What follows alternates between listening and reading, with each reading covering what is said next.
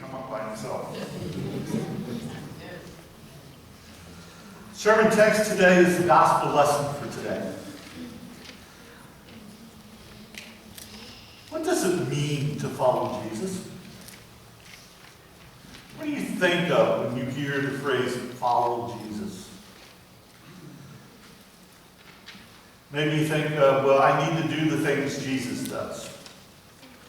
Or maybe you think about, I need to have the values that Jesus has. Or I need to witness to people and tell them about Jesus. Certainly, following Jesus would imply keeping the Ten Commandments and the values and things like that. But that's not all it is. If that's all we think it is, keeping a set of rules, then we turn Jesus into a lawgiver. Let me change the question a little bit and ask you, what do we expect to happen to us when we follow Jesus? What do you think is going to happen to you in your life and stuff when you follow Jesus? You change. You know, some people are out there teaching, all you got to do is follow Jesus and you'll have a better life. Your life will be happier. Your life will be more complete. Your life will be less stressful.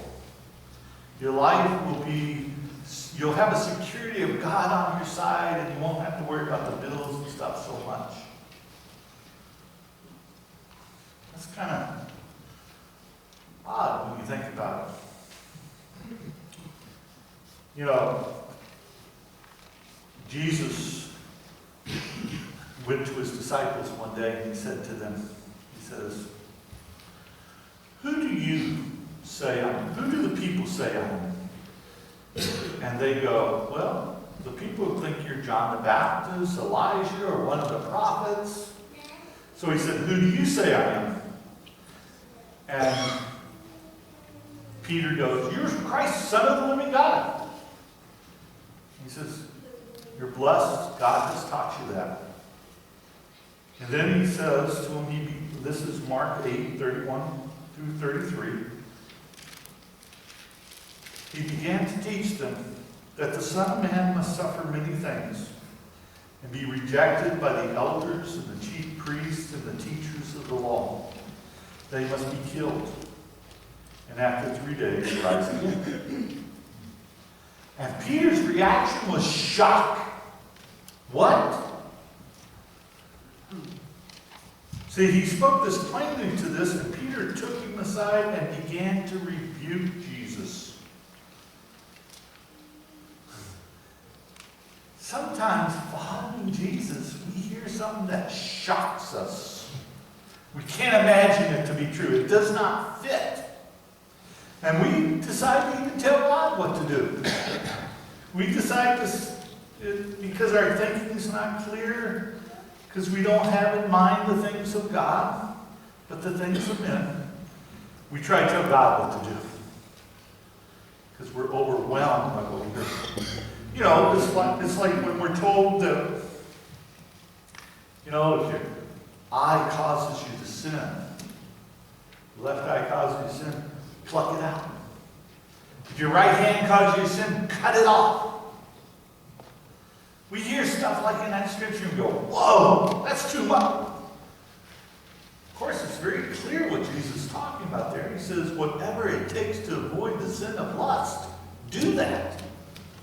Because it's a direct relationship to the sin of adultery. Whatever it takes to avoid the sin of lust, whatever extreme you got to go to that extreme so you don't fall into it. That's shocking. How can that be? You know, and we come up with all sorts of reasons to start to tell God about being human and normal and all those things. When things shock us in Scripture, we don't always accept it. We sometimes fight and tell God what we think it should mean. Jesus was asked to cure a demonic boy one time. This boy was so possessed that his father said he was being thrown into fires. The demon was trying to kill him. He was having seizures and all sorts of problems. And I brought him to the disciples, and the disciples couldn't cast him out, so I'm bringing him to you. And Jesus cast out the demon. And the disciples come to him and they say, why could we not do that? He says, this only comes out with much prayer, fasting. And then he looks at the disciples. And as they were leaving that place and passing through Galilee, where Jesus did not want them to know where they were because he wanted to teach his disciples, he said to them, the Son of Man is going to be betrayed into the hands of men, and they will kill him. And after 3 days, he will rise. But the disciples did not understand what he meant, and were afraid to ask him about it. Sometimes when we're following Jesus, we get confused. It doesn't make sense to us.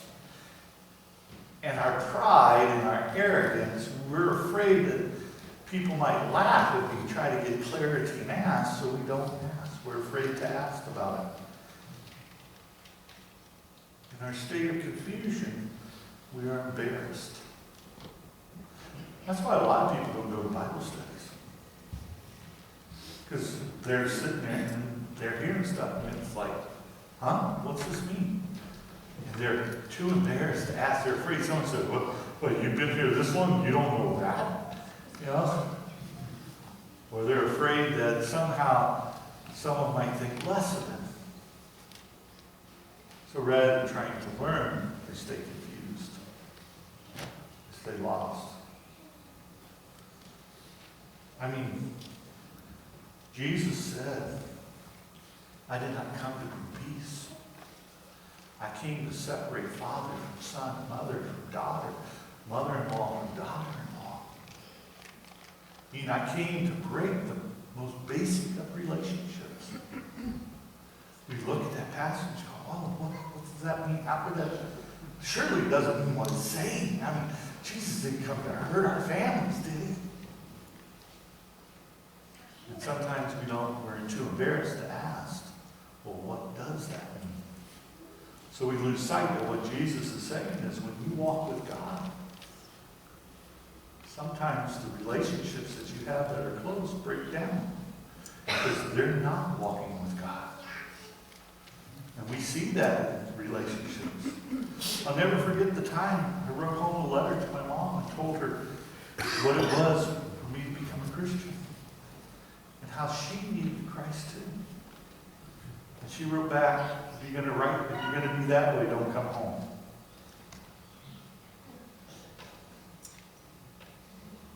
Separate. I came home anyway, hard-headed that I am.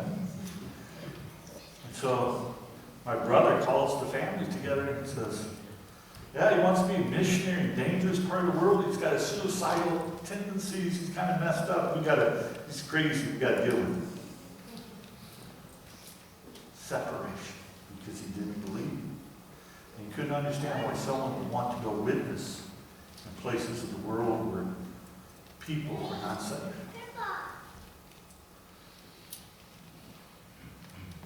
Many times we don't understand, and those around us don't understand. But see, our pride gets in the way. Rather than learning clarity and that, we stay confused. And when we live in the confusion and fear to get clarity, we become sad. We don't understand God's love. We don't understand his presence. And we start to fight with God a little bit. Matthew tells us the disciples got sad because they didn't understand what Jesus meant that he was going to suffer and die. That didn't fit what they thought should happen. And they were sad because they didn't feel they could ask him. They were separated from him. Jesus had a man come to him and say, good teacher, what must I do to be saved? Jesus' response was, "Good teacher, why do you call me good? There's no one good but God." I mean, he jumped down that guy's throat. And all he did was say, "Good teacher," a normal greeting of the time. Why would he get so upset? Because, see, the man misunderstood what good was. And Jesus wanted to drive home, very importantly, that what God thinks good means is very different than what the world and religion thinks. See, God says that anything done outside of faith is sin. Anything done outside of faith is sin. That means people in false religions, even though they do beneficial, helpful deeds, they're still sinning. Not because the deed is sinful, but because they have no faith relationship. See, good, Scripture means godly, connected to God. Kindness means helpful acts and beneficial deeds to people. And God even desires the wicked, those who do not know Him, to be kind to one another. We have changed and limited and minimized goodness by making it only kind or beneficial acts. Goodness is godliness. And right after that event, when the guy walks away into sin, unwilling to accept Jesus, is our text. They were on their way to Jerusalem. And Jesus leading the way. The disciples were astonished. Why were they so astonished? They were astonished because Jesus was taking them to Jerusalem. And that doesn't seem like a big thing. It was around Passover time, sure, we take them. But see, they remembered what Jesus had said, was that there was going to be this betrayal, that the Son of Man was going to be given over to the chief priests. They knew that it was a dangerous place for Jesus. And they were astonished that Jesus had set his face to go to Jerusalem.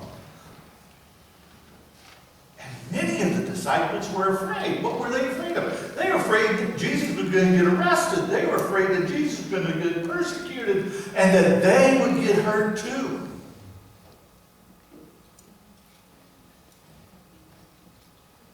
Matter of fact, Jesus went on to say to them, as he took the 12 aside, he says, "We are going up to Jerusalem," he said, "and the Son of Man will be betrayed to the chief priests and the teachers of the law. They will condemn him to death and will hand him over to the Gentiles, who will mock him, spit on him, flog him, and kill him.